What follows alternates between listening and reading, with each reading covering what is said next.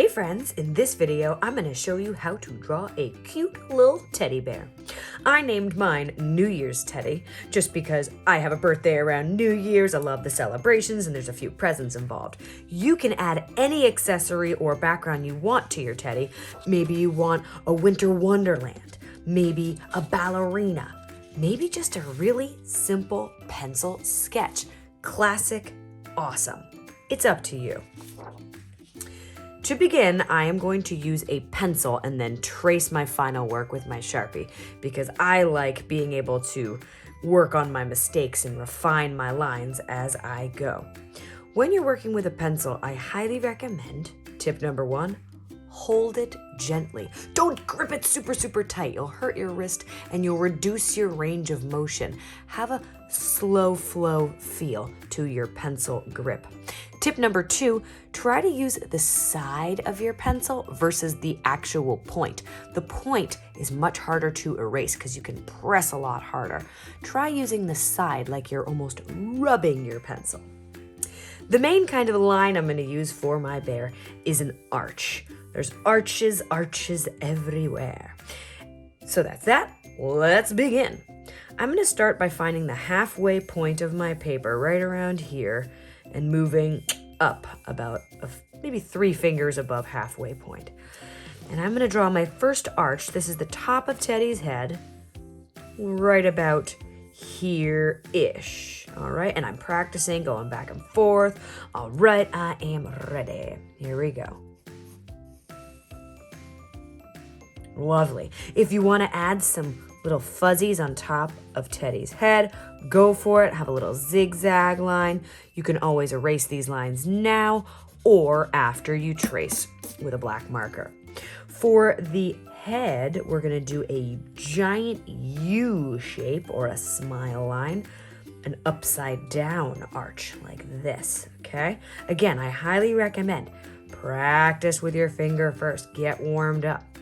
And then hold your pencil, not too tight, and draw that big, gentle arch. As you see, I kind of go from both directions. If you can do it in one foul swoop, awesome. I like using this technique so I can really refine the shape of Teddy's head and adjust as I need it. But remember, don't let good enough be the enemy. Don't let perfect be the enemy of good enough. That's what I'm trying to say. Messed that one up, didn't I? It's cool beans. I'm human. Alrighty, let's move on to the ears. Here we go. The ears are going to start right where we started our first arch, and I want you to imagine the letter C. Just like that. Pretty good. And again, this is why I like the pencil. I can go back and change where my lines are. I don't like to erase my lines first because I want to see where I don't want it. Now that I've got my line where I want it up here, I can go ahead and erase down here. See that? Don't erase your mistakes first. Erase them later. That way you can see what you want to change. Same thing on the other side. Awesome. And the same similar shape for the inside of the ear. Cool beans. All right, time for the body. It's going to look like 2 parentheses like this. If you want to do that with your hands, that'll give you the nice little shape for Teddy's body. I'm not going to start at the chin. I'm going to start maybe a finger away from the chin. And give a nice curve. Good, and then connect it again with a gentle curve. And now for the arms, start at the chin, bring it down diagonally and loop it over. Same thing on the other side, whoop, but I want this part to hold something so that arm comes out, kind of like a little oval. See that? Great. Next, we need a little vertical line to separate the legs. And of course, a little curved line for the belly. Ready for the face. The nose is going to be an upside down soft triangle. When I say soft, I mean rounded edges. Okay, so I made a tiny little arch up here. And think of a letter V with no point at the end. It's very, very gentle. Kind of like a Hershey Kiss-ish shape, right? You can color that in now or wait until later when you add your black marker. Then I'm going to add a tiny vertical line down, a little smile if you choose. And then we want to give the illusion that the snout is popping out a bit. So I'm going to make one more arch right above the nose like that, very close. And the eyes are totally your choice. You can make giant, big, cutesy eyes. You can make tiny eyes far apart, tiny eyes close together. You are the artist. Do as you will. I am going to make small-ish eyes, little tiny eyes with a little reflection in them, somewhat close together because I think it's cute. And then any details you want to add here, like little eyelids, eyebrows, maybe you want to add some eyelashes, a bow, a scarf, a balloon, anything you choose. It's your bear. Next thing I'm gonna do is trace my bear with a Sharpie. The final thing you want to do before you color in is erase any pencil lines that you don't want there. Notice how I changed some placements of my lines when I was Sharpieing or tracing over my first set of lines. That's just refining your art as you go and making changes. Totally allowed. And the only other tip I can give you when it comes to tracing your work with a Sharpie, pretend your marker or Sharpie is a delicate paintbrush. Don't hold your grip too tight.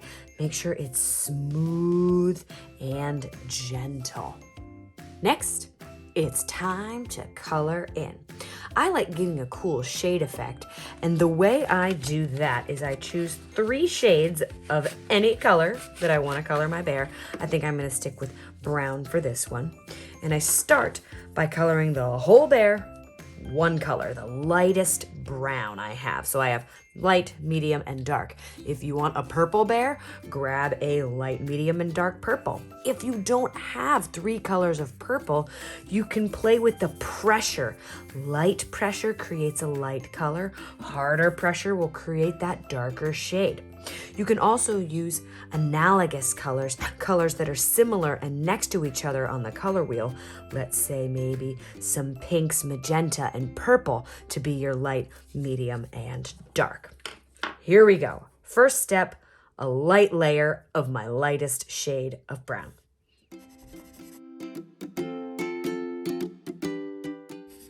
Notice how I am using a circular motion. I am not pressing down very hard.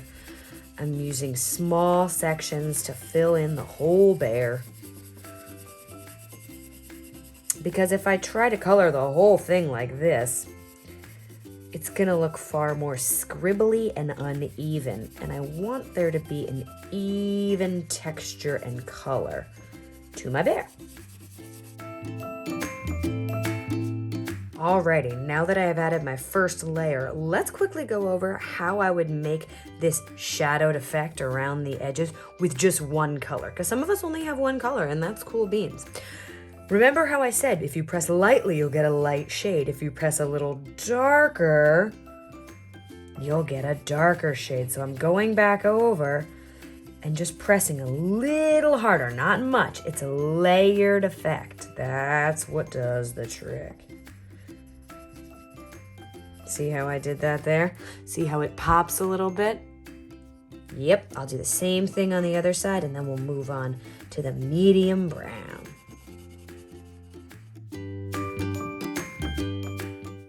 Alrighty, time for the medium brown. I'm gonna do pretty much the same thing I did with the light color, but I'm not gonna go all the way in. I'm gonna keep this to the edges. Not pressing hard. The way we create the shadow here, that value, lightness, and darkness of a color, is I just add layers gently. I'm not pressing hard. Gentle, gentle. But you stay close to the edges or where a shadow might form, like below your nose or below Teddy's nose. And again, maybe I'll press a little harder near the edges, but gently as I get away from the edges. Harder near the edges, gentler near the center. I'll even go back and do the ears too. Really make them pop, pop, pop. Alrighty, I'm gonna do this all around my bear on the outlines. Let's see you in a moment. Alrighty, layer 2 is done. Time for the darkest shade. Same technique. Don't press too hard. You don't want it to look like you have stripes. I don't know if you've noticed, but I'm always going in the same direction. I'm going in this up and down fashion. I'm not scribbling and scrabbling all over the place because, again, consistency is what gives us this even texture. Alrighty, there we go. Now for this shade of brown, you can press a little harder because we're on our 3rd layer. And don't forget, right above the snout, because remember that snout is sticking out, so there'll be a little extra shadow right there. Cool beans. I am going to finish doing the same exact thing I did with the medium brown with this dark one. See you in another moment. Alrighty.